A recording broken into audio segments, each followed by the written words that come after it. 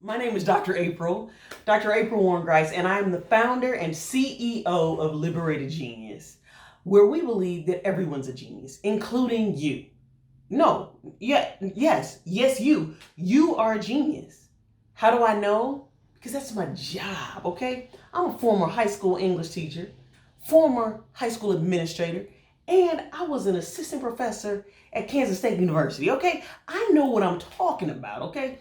It's been my job, a lifelong job, to find the genius in students like you. That's right, and adults. Don't forget them out, okay? Can't leave them out, all right? That's what I do.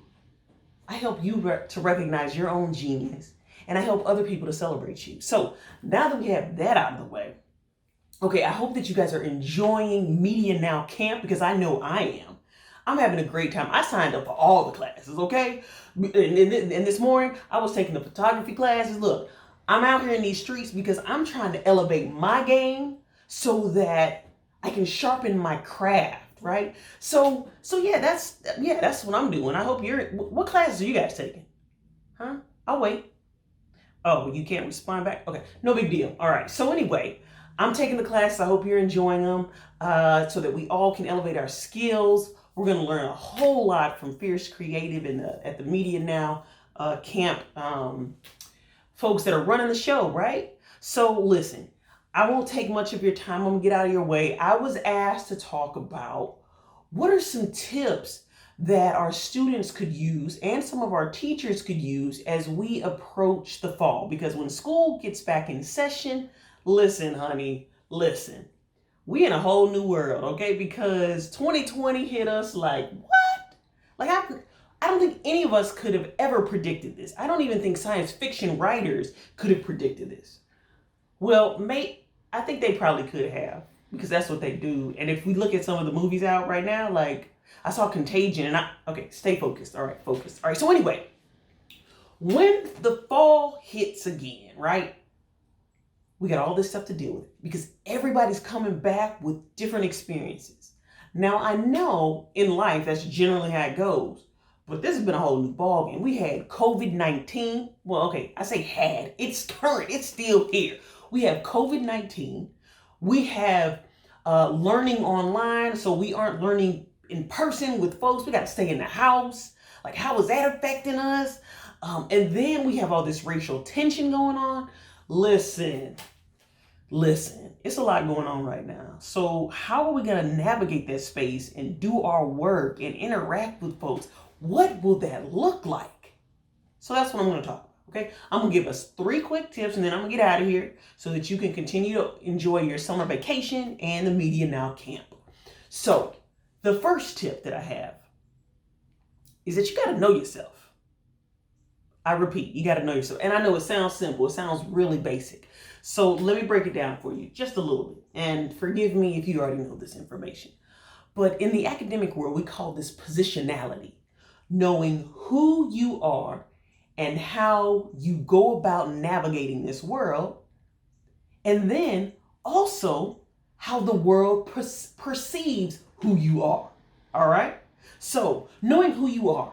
So your race, class, gender, social economic status, your sexual orientation, your religious, your educational attainment level, your body type, your experiences, all of those things matter and shape how you move about and do the work that you do. Okay? But then also how others, again, perceive you. Let me give you an example. So I am a Black queer woman with a PhD living in the United States, St. Louis, Missouri to be exact. Now, when I walk into a space, and if I'm in jeans and t-shirt, people will treat me totally different if I have on a suit jacket. And then if I say I have a PhD, oh, that's a whole nother level of acceptance. People just, oh. And I'm just like, what?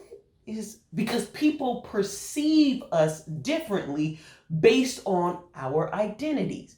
If I walk into the same room myself with a man, who is not a person of color, or who is not well, first he's let's say a white man. If I walk in with a white man, and let's say he has a high school degree, and we both they're looking for an opinion about something. They're looking for some insight. Sometimes people will still gravitate to what the man has to say as opposed to what the woman has to say. Because unfortunately in 2020, injustice still lives. As we see, racial tension is out of control right now because injustice is here.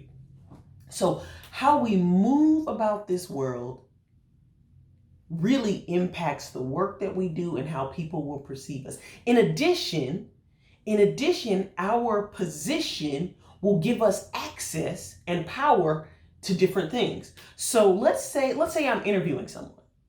And as I'm interviewing them, let's say I'm me, who I am, black woman, right? I'm interviewing another black woman. This black woman that I'm interviewing may give me more information, access to more things than someone who is not a woman or not a black woman, right? Because I have what's called insider knowledge. I have insider access, insider positionality with this black woman because we are both women and we're both black. Okay? Now, let's say that it was a Latinx woman and I'm still a black woman. We might have some insider knowledge going on because we are still women. Let's say that I am interviewing an Asian man. Okay? And let's say we both have PhDs. Now, I'm not a man, nor am I Asian, so there's some outsider knowledge, right? There's some outsider game. But then, if I say that I have a PhD, oh, we have walked the same path. That gives me perhaps access to him feeling more comfortable because we have a similar path that we've walked on, okay? So you got to know who you are and how who you are impacts the world, because that matters as we do our work. So that was the first thing, positionality. That was the biggest thing right there, okay? Now the second thing is in relation to research. We have to do our research, meaning we have to see past our norms, past societal norms, and actually do some research, because the world doesn't operate like April operates in all aspects. Though you may be a white woman, all the world doesn't operate like a white woman would. So we have to do our research and do it with fidelity and critical thinking. Because when the Fierce Creative team asked me to do this, they said, "Oh, give the students and teachers some resources that they could use." But I thought, you know what? I could give them some resources, but when they exhaust themselves with those resources, then they'll be out on their own. I thought, self, and myself said, I said, self, wouldn't it be wiser to give them the thought and idea about it being more important for us to understand how to think critically when looking at resources? You know the quote, give a person a fish, they'll eat for a day. But if you teach them how to fish, they'll swim. Or I messed that up. If you teach them how to fish, they'll eat for the rest of their life, right? That's what I'm trying to do here. In order for us to be the best at what we do, we have to be diligent and act with fidelity in doing our research. We have to use critical thinking skills. And we have to ask ourselves, whose voice is missing in this research? Oftentimes, when we are looking at issues, very rarely do we ask a disabled person to give their input and insight on what it's like to navigate this world, this COVID-19 that all of us are living in, because it's going to be different for a disabled person than for an able-bodied person. If we're looking at LGBTQ issues, then oftentimes people will ask a white gay man about their experiences, but how often do we ask a disabled person of color about their LGBTQ experiences, right? So we have to ask ourselves, whose voice is missing In addition, we have to do it with fidelity. We have to use critical thinking skills and look at the questions that are being asked. Who's asking the question? What slant are they coming from? And that brings me to my third and final point, is that we have to be co-conspirators for justice. I'll repeat, we have to be co-conspirators for justice when we go back to school in the fall. Now, you may be asking yourself, what is a co-conspirator? Now, you probably heard of the term an ally. An ally is someone who is there to support you and there to support just causes. So a heterosexual person might be an ally to the LGBT community, and they may support them. But a co-conspirator, let me tell you, there's a difference. The co-conspirator is the one that gets in the ring with the member of the LGBT community, if that's what we're talking about.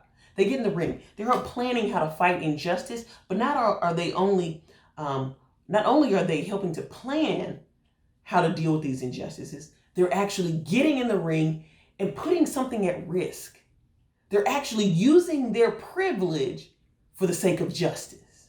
That's what a co-conspirator does. Uses their privilege to amplify other voices and to work toward a socially just world. That's a co-conspirator.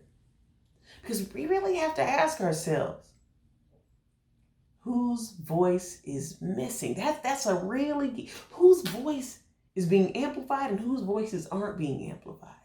Another way that we can be a co-conspirator for justice is that we can, instead of looking and presenting disparities, we can investigate the systemic reasons that these numbers are the way that they are. So we can look at systemic issues as opposed to just looking at the stats. Because there's a reason why these numbers are the way that they are. We got to look at this holistically. So listen, I've taken enough of your time. There are just three tips on when we go back to school in the fall, what we can do. 1, know who we are. 2, do your research. 3, be a co-conspirator for justice. All right? I hope you've enjoyed this. I hope you got something out of it. And enjoy the rest of your camp. It's been great.